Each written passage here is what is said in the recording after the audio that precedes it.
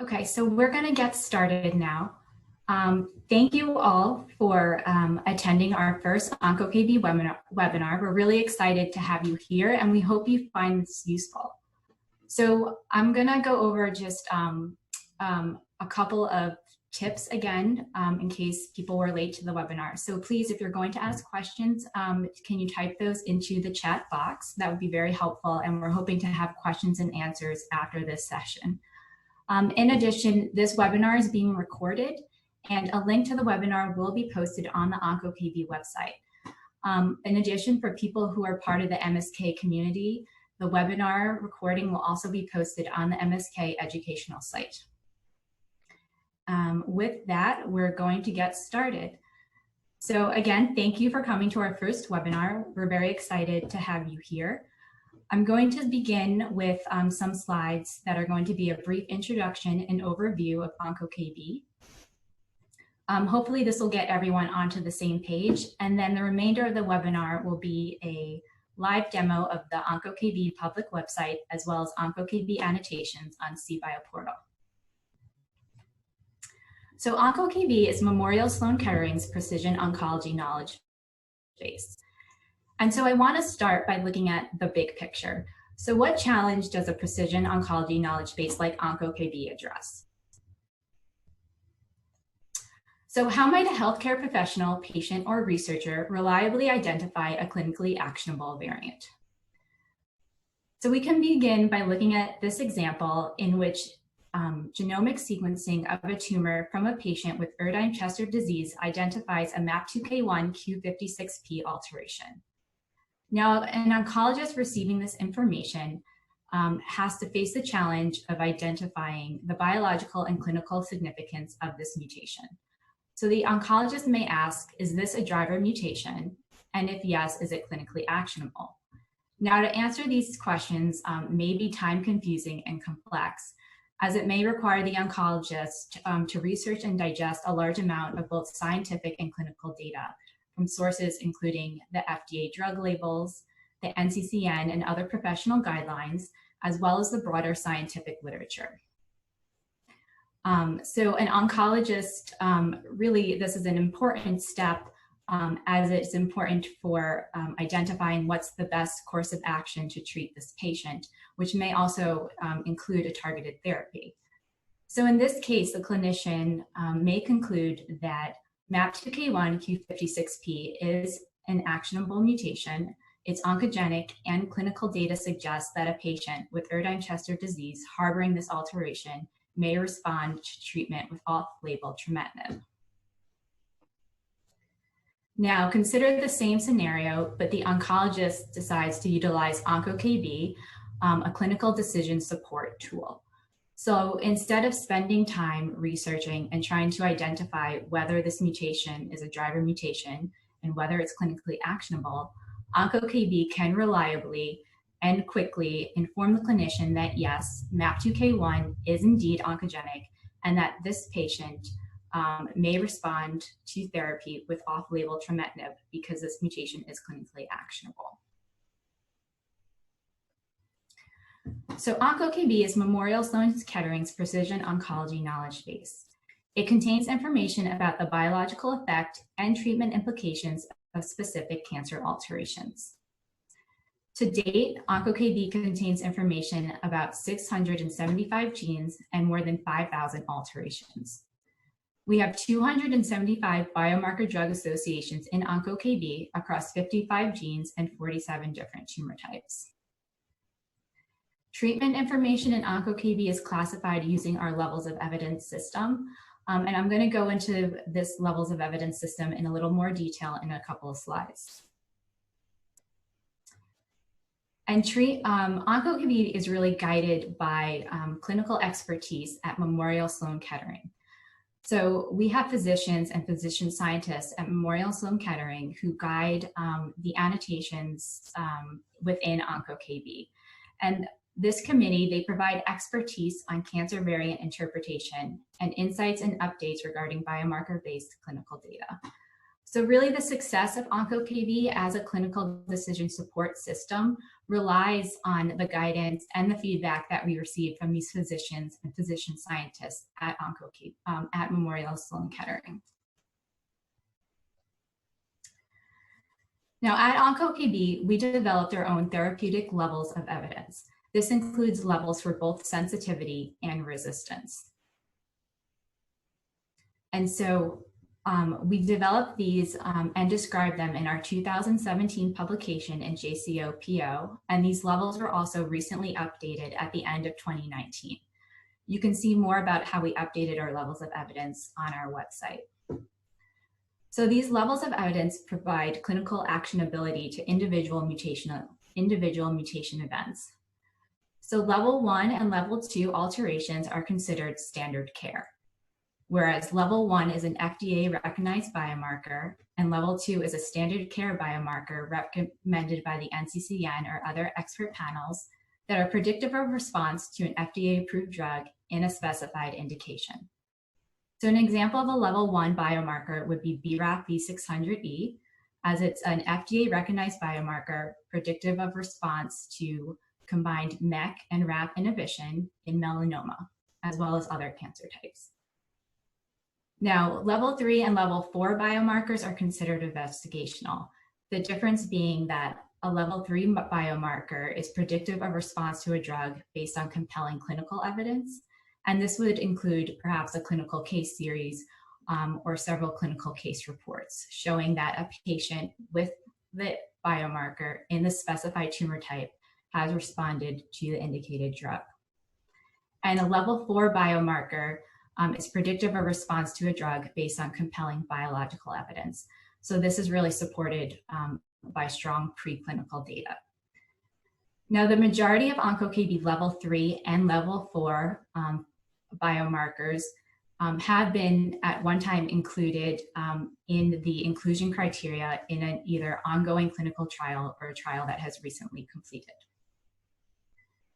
Now, OncoKB also covers biomarkers that are predictive of resistance to either an FDA approved drug or other drug.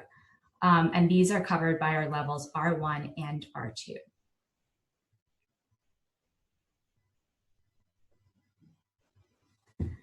So we often get the question, how do the OncoKB levels of evidence compare to the levels of evidence published by AMP, ASCO, and CAP in 2017 in the Journal of Molecular Diagnostics?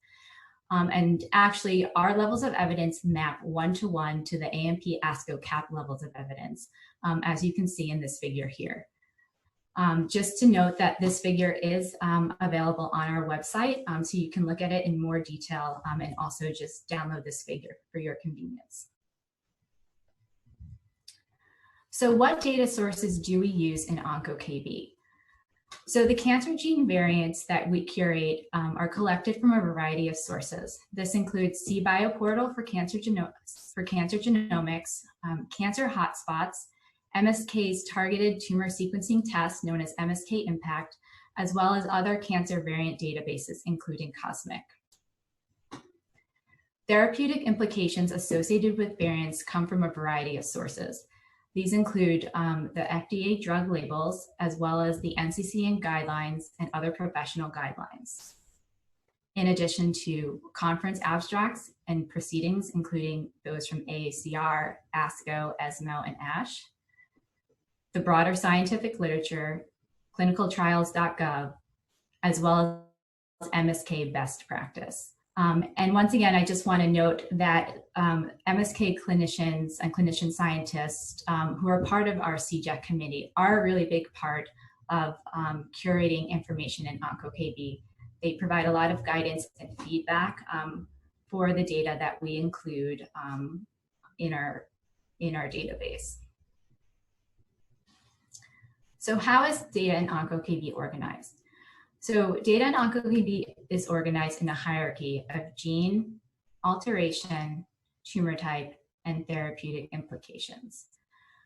So for example, BRAF V600E is a level 1 biomarker in melanoma and lung cancer, as it's an FDA recognized biomarker predictive of response to both combination of RAF and MEK inhibitors in these tumor types. However, in hairy cell leukemia, BRAF V600E is a level 2 biomarker, as it's listed in the NCCN as a biomarker predictive of response to vemurafenib.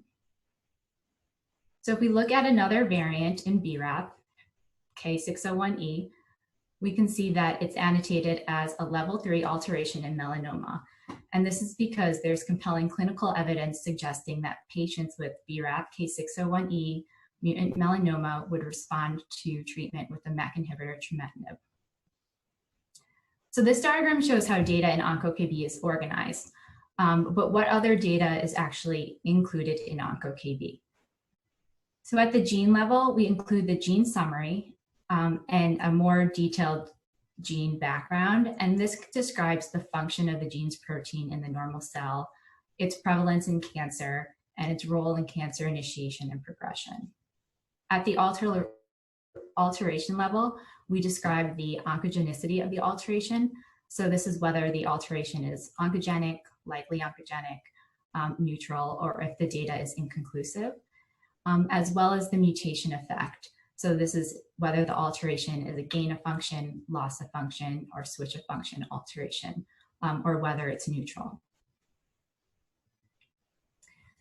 If a variant is associated with therapeutic implications in a specific tumor type, we include a summary of clinical implications.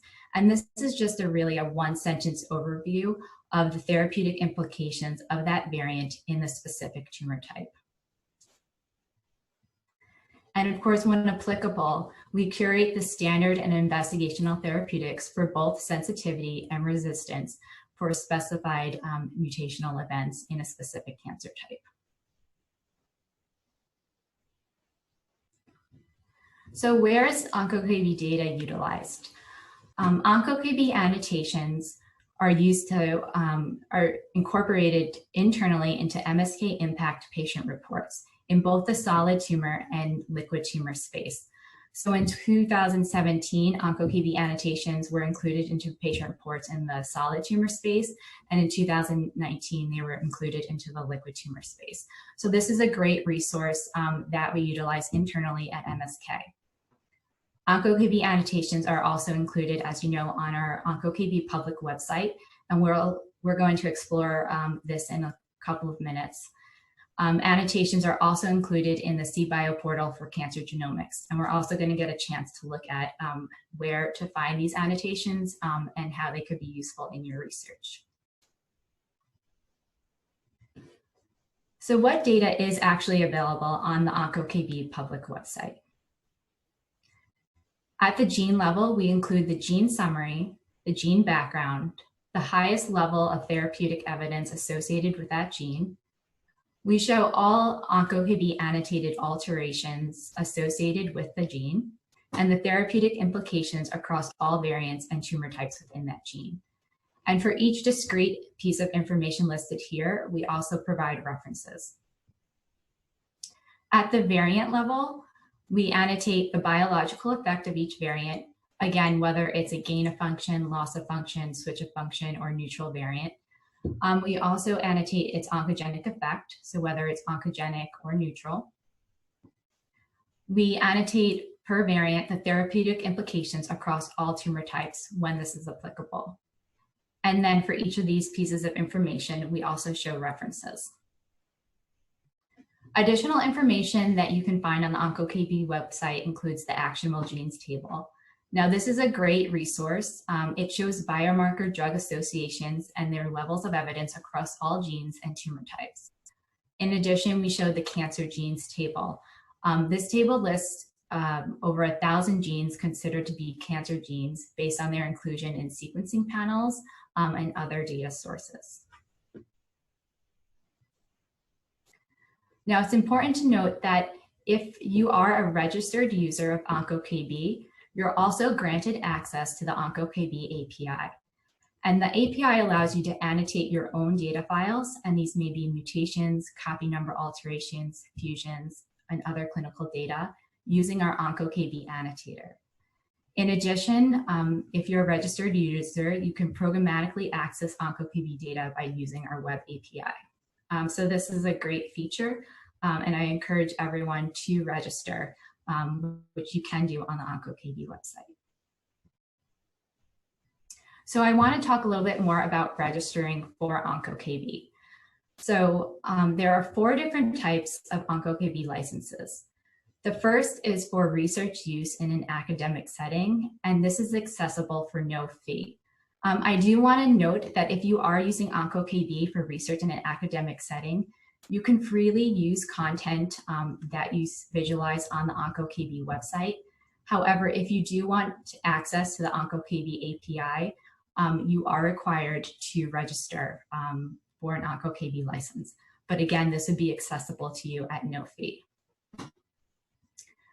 The remaining 3 licenses are for research use in a commercial and clinical setting, and these do require a fee. Cost for these licenses is dependent on company size and the intended use of the data. And again, so once you are granted access to an OncoKB license, you will receive access to annotate files with our OncoKB annotator, and also you'll be able to access our OncoKB web API.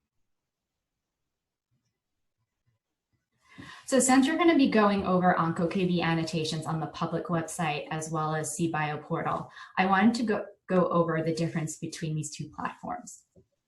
So OncoKB, as I just showed, contains manually curated information about the effects and treatment implications of specific cancer alterations. There is an API for registered users in which you can annotate variants in a data set.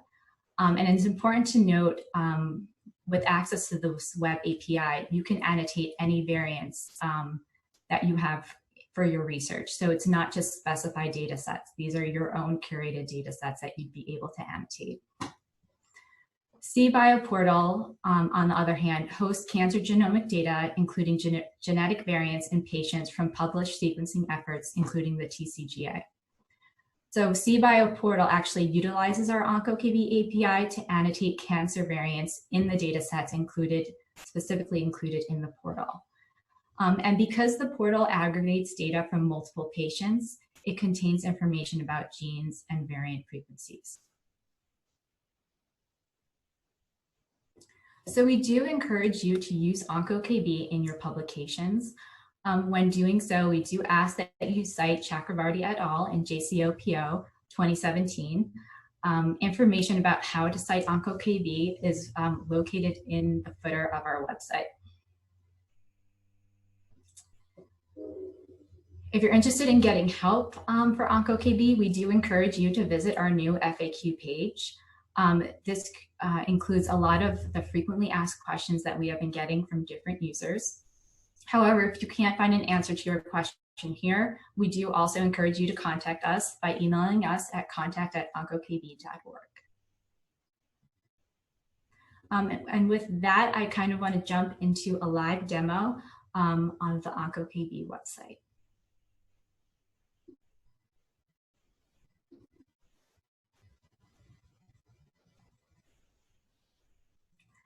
So I want to go over the information that you can find on the OncoKB website and how you can access and utilize the data. So I'm just going to jump in and start. This is the OncoKB homepage. You can see here that we have listed the number of genes, alterations, tumor types, and drugs that are included in our database. In addition, at the bottom, you can see the number of genes that are associated with each of our levels of evidence, including our levels of sensitivity and levels of resistance. Now, the search bar, you can enter in a search for a gene, alteration, or drug. And I can show some examples here, but say you're interested in looking at BRAF. And so when you type this in, you actually get a bunch of information in the drop-down list about BRAF, including its gene aliases and its highest level of evidence. So if you click on BRAF, that will actually take you to what we call our gene page. We're going to return to this in a minute. If you're interested in searching for a variant, for example, B600E, you can type that into the search bar, and in the drop-down list below, you can see the variant is shown with its associated gene. Also provided is the variant's oncogenic effect. So BRAF V600E is known to be oncogenic, and its highest level of evidence. So it's a level 1 biomarker. And if you click on BRAF V600E, this is going to take you to what's known as our variant page. Again, we'll jump back here later. You can also search for a drug. For example, I'll search for vemurafenib. And here it's going to show you the highest level for that drug, what gene it's associated with, as well as what mutation. And clicking on the drug will actually bring you back to the gene page. All right. So let's start. Two really important pages to note, as we just saw, are the gene page and the variant page. So we're going to use BRAF as our example throughout this webinar. So we'll just go and hop to the BRAF gene page. So the gene page is divided into 4 distinct sections. The first section contains general information about the gene. So whether it's an oncogene or tumor suppressor, the highest level of evidence for that gene. Here you can see gene aliases as well as the isoform and ref-seq number.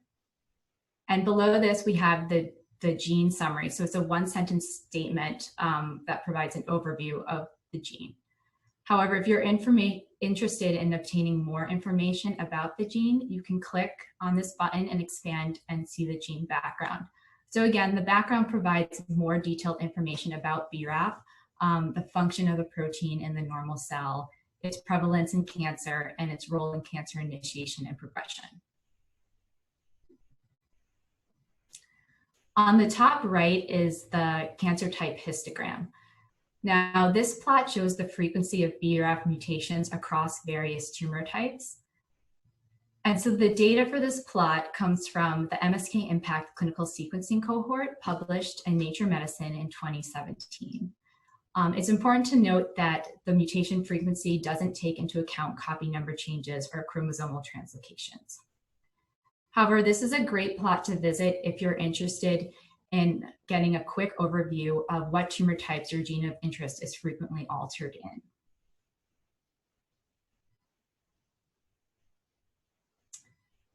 At the center of the gene page is a lollipop plot. So this shows a linear diagram of the BRAF protein. So you can see the different amino acids at the bottom. Highlighted in different colors are various protein domains of interest. And so once again, this plot is created using data from the MSK Impact clinical sequencing cohort published in Nature Medicine in 2017. And what the lollipop plot shows is the frequency and distribution of BRAF mutations across the protein. And so I kind of want to go into a little more detail of how you can utilize this lollipop plot. So each lollipop represents a specific mutation. So here you can see this mutation is BRAF V600. So if you click on the lollipop, it gives you a little more detail about the mutation, including its frequency in this data set. If you're interested in looking at variants that appear at a lower frequency, you can actually use this toggle to change the y-axis. So then you may be able to investigate more closely a variant that occurs at a lower frequency. Now, the different colors of the lollipop represent the mutation type. So for example, green represents a missense mutation. And so if you were looking to decipher what the colors mean, you can click on the legend and the colors are explained here.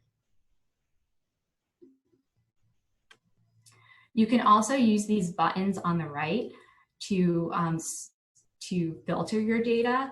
So if you were interested in actually only seeing oncogenic variants on this lollipop plot, you can unclick the neutral and inconclusive variants. And now your plot is only showing oncogenic mutations across the length of the BRAF protein. I'm going to come back to the lollipop plot in a minute, but I want to go over the last part of the gene page, which are our mutation tables. So at the bottom of each gene page, there's 2 tables of clinically relevant alterations or all annotated alterations. So the clinically relevant alterations table actually only appears if there's variants in the gene that are associated with a therapeutic level of evidence. And if there is, by default, this is the table that's going to show. So again, this table shows on the BRAF gene page all BRAF alterations that are associated with a therapeutic level of evidence across all tumor types. So specifically, if we look at this table, it shows the alteration, the tumor type, the associated drugs, the level of evidence, and then the appropriate citations for that data. You can sort the table by clicking on different columns. So you can sort by level, you can sort by tumor type.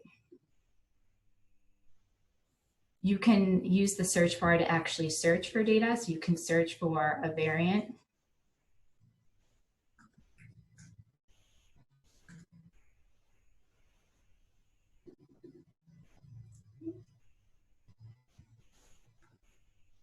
Go. You can search for a tumor type. So here we'll search for melanoma.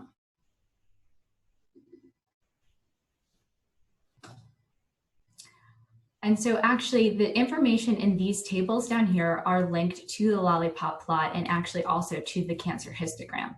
So if you are interested in specifically looking at BRAF V600E, you can click on that in the lollipop plot. And now the table below shows the therapeutic implications for BRAF V600E across various tumor types.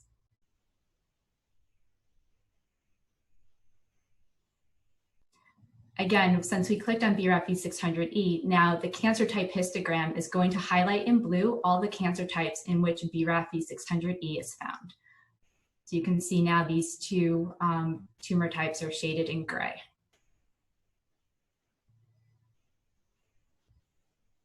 The second table that is at the bottom of the gene page is called all annotated alterations.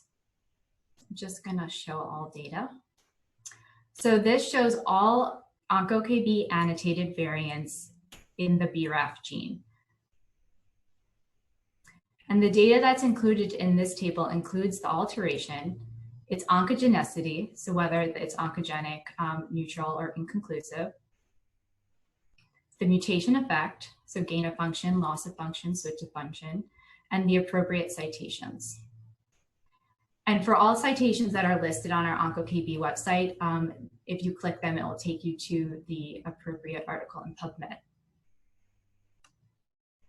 So as I showed with the first tab for clinically relevant alterations table, the all annotated alterations table, its data is also linked to the lollipop plot and the cancer type histogram.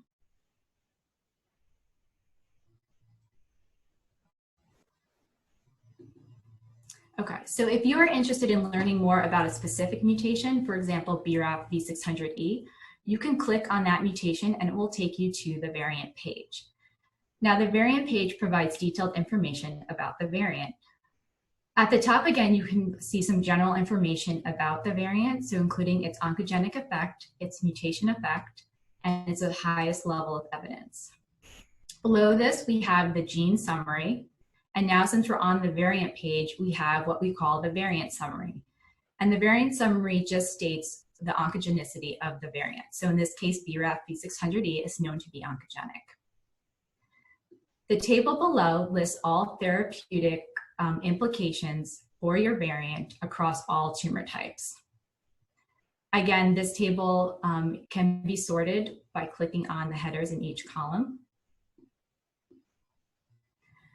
If you're interested in learning more about a specific tumor type, you can enter in or choose from the drop-down list the tumor type of interest. So let's look at melanoma.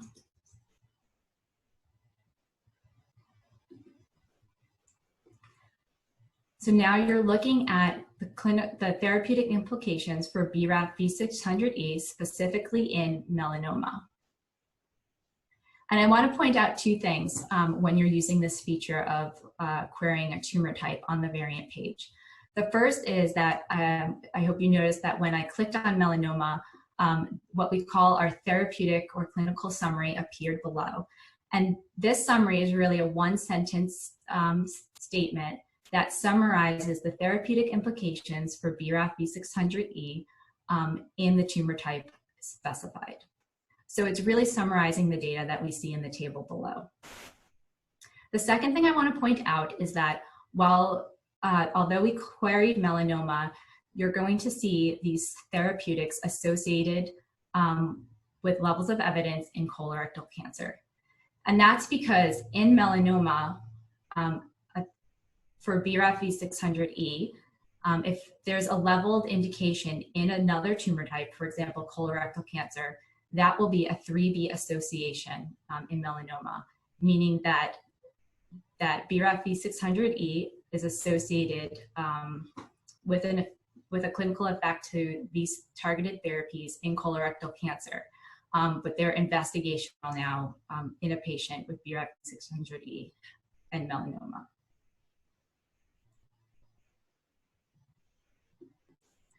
So now that we went over the gene page and the variant page, I want to briefly describe the information that we can find in these separate tabs at the header of the OncoKB website.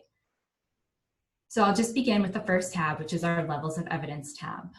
So here you're going to find our levels of evidence.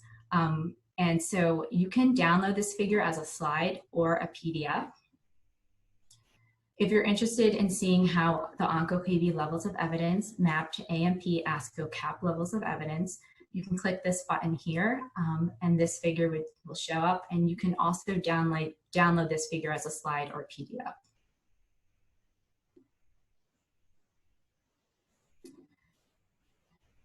Now, the actionable genes table is really a great resource, and what this table shows is all leveled actionable alterations, so across all genes and all tumor types.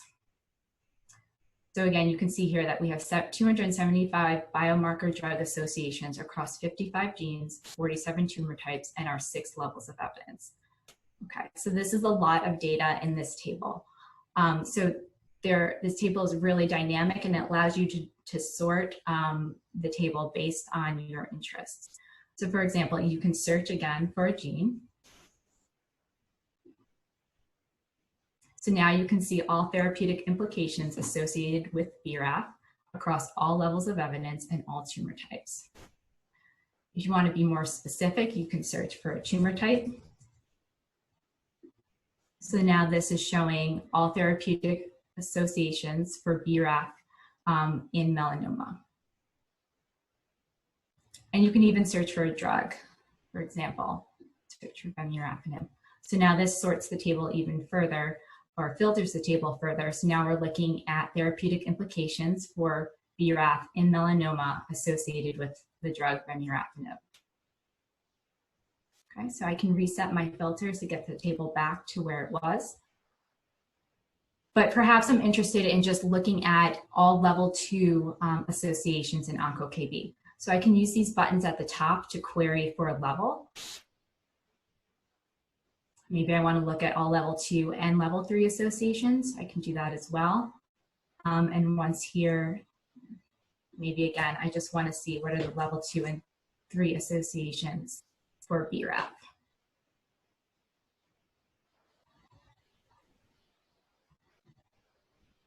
And every time you make a query, the information down here is updated. So this table is available to download if you're a registered user of OncoKB. The next tab is called the Cancer Genes tab. And as previously mentioned, this tab contains over 1,000 genes considered to be cancer genes by OncoKB. And this table lists the criteria for their inclusion as cancer genes, whether it be that they're included in several sequencing panels, such as MSK Impact, MSK Heme Foundation 1, or their inclusion in the Sanger Cancer Gene Census, or the publication in 2013 by Bolestein. So this is just a lot of data, and it's available for anyone to download this cancer genes list. The next tab is the API Access tab. So you'd visit this tab if you're interested in registering for an OncoKB license, or if you already have a license and you want to annotate data files using the OncoKB annotator or access our web API. So again, just briefly, a license is required to use OncoKB for commercial or clinical purposes, and OncoKB is accessible for no fee for research use in an academic setting. And I'll just state this once more, that if you are using OncoKB for research in an academic setting, you are free to use the content on the website. However, if you want to be able to access our web API, you will need to register for a license, which is for no fee. So if you don't have an OncoKB license and you want to register, you would click on the license type that best fits your needs. So for example, I'll click here, research use in an academic setting. You'll fill in some basic information, agree to our terms, and then you'll receive an email updating you on the status of your license.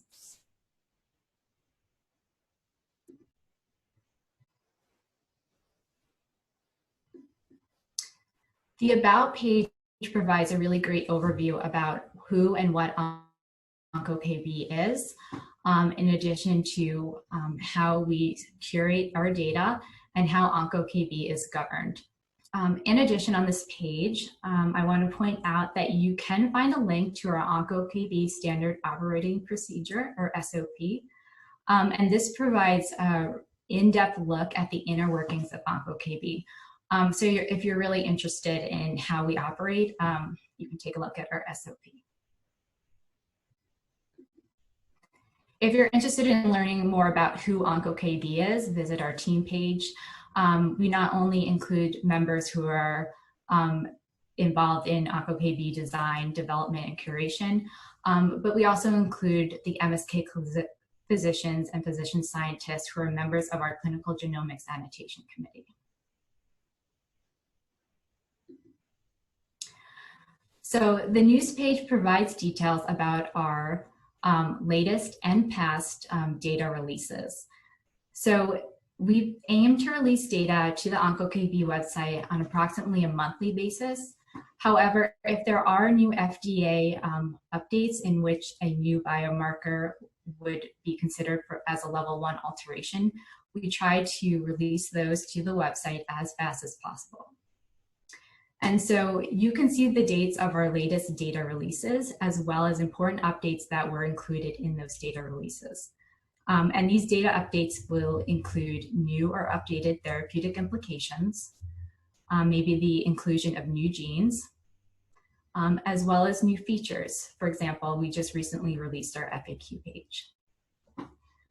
So this is a great way to see a really quick overview of the updates we've made to the OncoKB website. If you're interested in learning more or receiving updates about OncoKB, you can follow us on Twitter. Our handle is @OncoKB, or you can subscribe to our low volume email list for updates.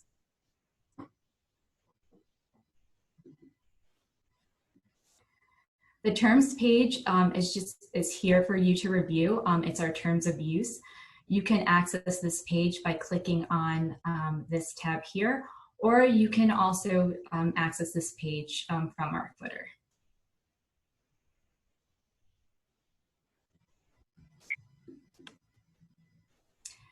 And as I just mentioned, we recently released our FAQ tab. And this is a great page for if you have any questions about OncoKB. So we cover general questions, questions about data curation, data updates, licensing, and technical questions. But as I mentioned, if you can't find the answer to your question here, please don't hesitate to contact us. You can see in the footer below that there is a link for contacting us with questions that you may have.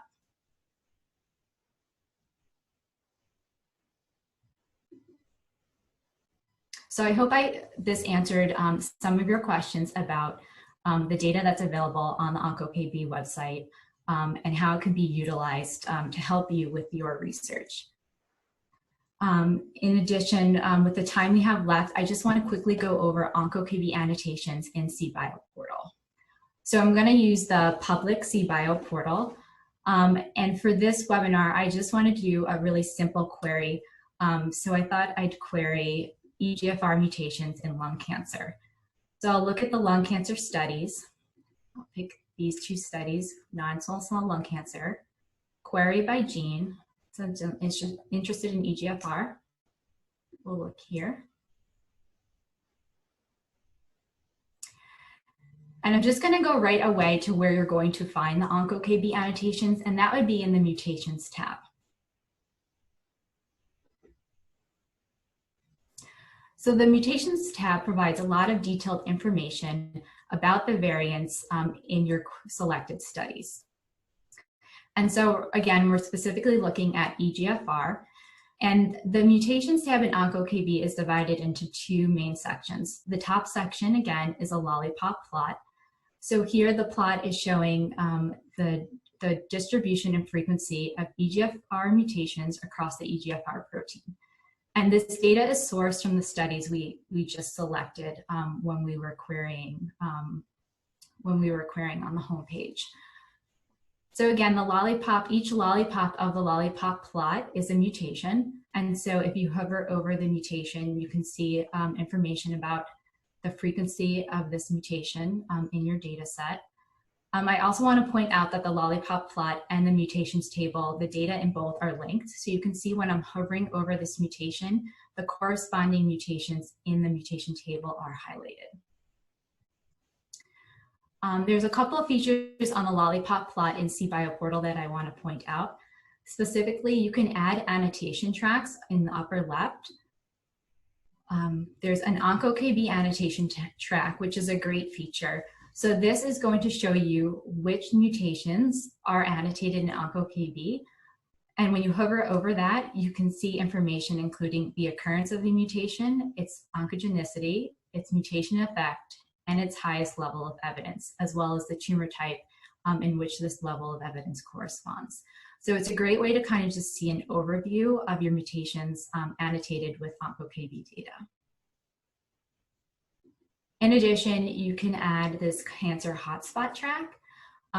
This is also a great feature because it shows which mutations across the length of the protein are recurrent hotspots. So again, you can just hover over and see information about these hotspots. Lastly, I just want to point out that this lollipop plot, as well as the data in the mutation table, contains information for all EGFR variants, whether they're oncogenic, B or VUSs. So if you wanted to filter this data and only look at OncoKB oncogenic annotated variants, you can come up here and filter the data. So here I'm going to exclude mutations and copy number alterations of unknown significance. So now the data in the lollipop plot and also in the mutation below only includes information about mutations that are oncogenic based on OncoKB annotations. I'm just going to unclick this filter for the remainder of this demo. Okay, so the mutations table is where you're going to find the majority information from OncoKB. And it is found in the annotation column. So the mutation table, you can see the sample, the cancer type, the mutation, and then next to the mutation is annotation. So this column provides a wealth of information. In addition to OncoKB annotations, there's annotations from CIVIC, My Cancer Genome, and it tells you whether or not the mutation is a recurrent hotspot based on the publication by Chang et al. In Nature Biotechnology in 2016. And so let's use this first sample as our example. So the mutation is T790M, again in non-small cell lung cancer. And so you can get a wealth of information in the annotation column just by looking at the icons. So for example, the blue OncoKB target icon indicates that this variant is oncogenic. And so the target icon actually tells you the oncogenicity of the variant. So I'm just going to sort this column. And now you can see that we have some of these variants where the oncogenic target icon is actually gray or not even filled in at all. So here you can see this gray target icon. This is going to indicate that this variant is neutral. And these open circle icons indicate that the variant is a VUS. The difference between the dark gray and light gray is that the dark gray is a variant that was actually investigated by members of the OncoKB team and found to be a VUS, versus light gray is a variant that was not investigated by the OncoKB team. In addition to telling you the oncogenicity, if the variant is associated with an OncoKB therapeutic level of evidence, that will be indicated in the upper right corner of the target symbol. So here you can see there's a level of resistance and a level of sensitivity associated with T790M. So just not even clicking on the annotation, you can already know that T790M is oncogenic and it's associated with a level of sensitivity, level 1, and a level of resistance. All right, but now we're going to go into more of the nitty-gritty of the OncoKB annotations. So if you hover over the target icon, what appears is the gene, or what we call the mutation card. So this is going to provide a bunch of information about EGFR T790M in non-small cell lung cancer. So first you can see the mutation effect is detailed at the top. So it's an oncogenic mutation and it's a gain of function alteration. If you want to know the references that we use to obtain these, the mutation effect, you can click here, and here are the references used for the mutation effect. The next section has 3 discrete statements. Here's the gene statement. This is what we saw on the OncoKB website on the gene page. This is the mutation summary, so telling you whether your mutation is oncogenic or not. And then if your mutation is associated with therapeutic levels of evidence, the therapeutic summary will show up here. And so this is really summarizing the data that you see in the table below. So it's summarizing the therapeutic implications for EGFR T790M in non-small cell lung cancer. And so the data is really pulled, the data in this sentence is really pulled apart here in the table. So you can see that T790M is associated with a level R1 resistance for erlotinib, afatinib, and gefitinib, and it's a level 1 associated with level 1 sensitivity for osimertinib. And again, for each of these therapeutic implications, the references can be found here. Now, if you needed a refresher on the definitions for our levels, you can click right here, and that shows up below. Sorry. And if you have a question or feedback about the annotation that you're seeing here, there's easy access to contact us by clicking on this feedback button.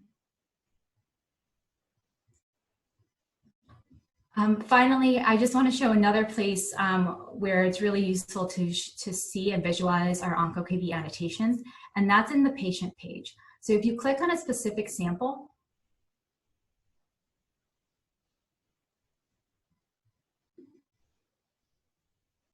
that will take you to the patient or the specific information for that sample.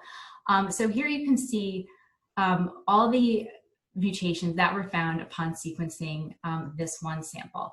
So we have 3 mutations and 1 copy number alteration. And in fact, they all have OncoKB annotation. So again, we just looked at the annotation for EGFR T790M, but this sample also has an EGFR exon 19 deletion. So again, we can see here just by looking at the icons that it's oncogenic and it's associated with a level 1 sensitivity. If you want more detailed information about this, you can hover over. And again, we see the information that we just previously looked at for T790M. You see the mutation effect at the top, you see the gene summary, the mutation summary, the therapeutic summary, and then individually listed the drugs for which our EGFR exon 19 deletion is a level 1 alteration. So here's all the EGFR TKIs for which exon 19 deletions are FDA approved. I just want to show you here, you can have mutations that are oncogenic, but not associated with a level of evidence. So here, this TP53 mutation is oncogenic, but it's not associated with a level of evidence. So you wouldn't see the table with the therapeutic implications listed.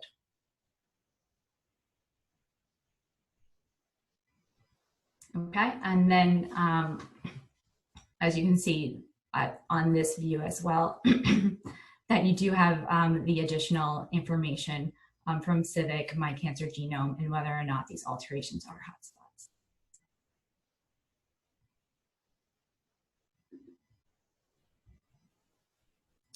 So that brings us to the end of this OncoKB webinar. Before we take questions, I just want to point out that there have been CBio portal webinars occurring every weekly on Thursday mornings at 11. The next one occurs next Thursday, and here's the schedule for the remainder of the month. I encourage everyone to attend them. They're a great resource, and I think you could really benefit from looking at some of these webinars. Okay. All right, so now we'll try to address some of your questions. All right, thank you, Sarah. That was great. We had a couple of questions in the background. I think Mariah was originally supposed to moderate the questions, but she's having some connection issues, maybe because she's too far away. So I will step in. Okay. One question that came up a couple of times is versioning. So different versions of OncoKB. You showed the news page, I guess, which tells people when we make updates. But I guess the one question was, if I query OncoKB for a specific variant at different points in time, is it possible that I get different results? Yes, that is definitely possible. Because when we do make our updates to the data in OncoKB, there could be updates, as mentioned, to therapeutic implications. So, for example, here's on April 23rd, there was a change in annotation. So BRAF V600E in colorectal cancer was previously level 2. However, it has been removed from the NCCN, this specific data. So that data would no longer show up. And in fact, BRAF V600E recently got FDA approval in colorectal cancer. So that actually variant would have moved up from level 2 to level 1. So yes, the answer is if you query a variant at different times, you may get different results. But the data is always most up to date with your most recent query. Thanks. And just to add to that, if you query the API will, in addition to the latest information, also return information about the version of OncoKB. So you can store that for future reference as well. Another question, I think you mentioned it, but if someone wants to find out more about how we curate variants, can you point us again to the SOPs? Right, and, yes. The specific question up in that context was whether we use only certain journals. Do we exclude journals? Do we prioritize some journals? Okay, that's a great question. Right, so if you go to the About page, we do include a link to our OncoKB standard operating procedure, and this includes in great depth details about how we curate data. There's even protocols for what we use to qualify a variant as oncogenic versus likely oncogenic, or gain of function versus likely gain of function, etc. So if you're interested in learning that, definitely check out the SOP. I think it's maybe 60 to 100 pages, something like that, but it has a ton of information. With regards to the journals, we don't exclude data from any journals, but we do critically look at, we look at high impact journals, of course, but if there's data in a lower impact journal, we will critically assess that data. But we don't exclude data from any journals. We just had a question about levels of resistance. Can you maybe go back to the levels and explain that we also curate resistance? Yes, yes, definitely. So we do curate levels of resistance. So we have levels R1 and R2. R1 is a standard care biomarker predictive of resistance to an FDA-approved drug. So with the example that we saw in EGFR, EGFR T790M is a level 1 resistance biomarker to specific EGFR TKIs. Level R2, now this is investigational. So it's compelling clinical evidence supports the biomarker as being predictive of resistance to a drug. So we do have standard care and investigational resistance levels. Great. You showed briefly that there is a way to leave feedback in CBio portal. Maybe you can show briefly how quick and easy that is so that people are encouraged to leave us feedback if they see something missing or incorrect. It could just be a few seconds of your time and you would greatly help us. Exactly, and we would very much appreciate feedback. We try to answer these in real time. So if you want to leave feedback, you just go to the gene card right here at the bottom, click feedback. And this, you just type in your feedback and submit. You don't have to write in full sentences. You can, anything you want to provide us is great. Great, thank you. Are there any last minute questions? We just had a question about recording of the webinar. Right, this webinar is being recorded and we are going to post it on the OncoKB public website. So look for that in a few days. If you're internal at MSK, this webinar will also be posted on the MSK educational website. Great.